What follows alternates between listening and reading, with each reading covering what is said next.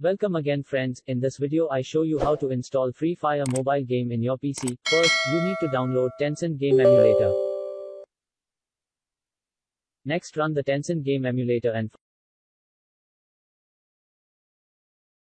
find the Free Fire game and click the install. It takes little more time to download and install. Next, run the game and log in with your Facebook account.